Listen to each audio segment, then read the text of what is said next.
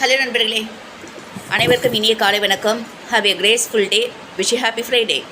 ஏன் கிரேஸ்ஃபுல் டே அப்படின்னு நான் சொல்கிறேன்னு பார்த்தீங்கன்னா, ஒவ்வொரு நாளும் நம்ம புதிய நாளை சந்திக்கிறோம். அது ஒரு மிராக்கிள் தான். அதனால தான் கிரேஸ்ஃபுல்னு சொன்னேன். கடவுளுக்கு நன்றி. இப்போ நான் பேச வந்திருக்க டாபிக் என்னென்னு கேட்டிங்கன்னா, ஒரு அவேர்னஸ், விழிப்புணர்வு, பெற்றோர்களுக்கான விஷயந்தான். அதாவது திருப்பூரில் நடந்த அந்த அவினாசி நிதன்யா என்ற ஒரு பெண் என்னுடைய மகள் மாதிரி.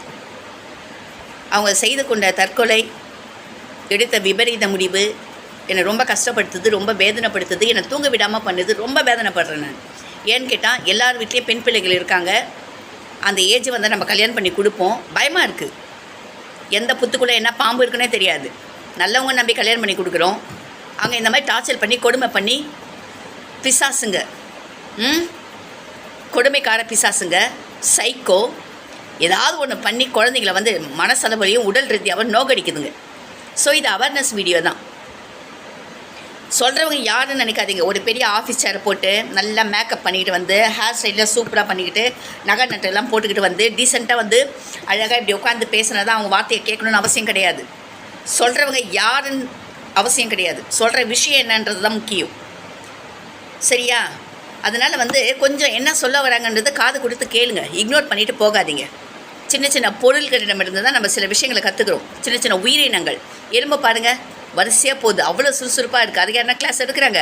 சிலந்தி பூச்சி பாருங்கள், எத்தனை முறை அந்த வலை பின்னாலும் அருந்து விழுந்தால் கூட அதை என்ன பண்ணுதுங்க, முயற்சி பண்ணி அந்த வலையை முடிக்குது, வெற்றி அடையுது. ஆக சொல்கிறவங்க யாருன்னு நினைக்காதீங்க. எப்படி அழகாக இருக்காங்களா, நல்லா ஆஃபீஸ் சேர் போட்டு உட்காந்துருக்காங்களா, பேக்ரவுண்ட் நல்லா இருக்கா, சொல்கிற விஷயம் என்ன? நம்ம குழந்தைகளிடமிருந்து கூட சில விஷயங்களை நம்ம கற்றுக்கலாம். அதங்கிட்ட இருக்கிற அறிவு கூட நம்மக்கிட்ட சில நேரத்தில் இருக்காது. அதுங்களுக்கு தோன்ற அறிவு கூட நமக்கு தோணாது. எதுக்கு அப்படின்னு கேட்டால், தயவுசெய்து இக்னோர் பண்ணாதீங்க. பெற்றோர்களுக்கு ஒரு அவேர்னஸ்.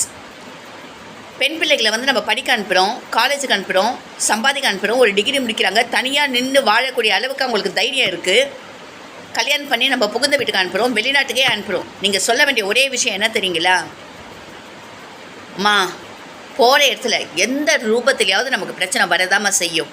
படிக்கிற இடத்துல, காலேஜில், வேலை செய்கிற இடத்துல, பொதுவான இடத்துல, வெளிநாட்டில் எந்த மாதிரி பிரச்சனை வந்தாலும் தைரியமாக ஃபேஸ் பண்ணுவா. பார்த்துக்கலாம், தைரியமாக ஃபேஸ் பண்ணு, பயப்படாத, தைரியமாக இரு, எதுவாக இருந்தாலும் பார்த்துக்கலாம் அப்படின்னு அந்த தைரியத்தை சொல்லி வளங்க சின்ன வயசுலேருந்தே.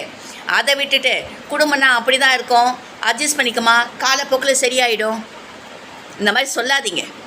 காது கொடுத்து கேளுங்க. பெற்றோர் குழந்தைங்க என்ன சொல்ல வராங்கன்றது கேளுங்க. பிள்ளைங்களுக்கு தைரியத்தை கொடுங்க. உன்னால் முடிஞ்சால் ஃபேஸ் பண்ணுமா, இல்லை நீ நேராக வீட்டுக்கு வந்துடுமா.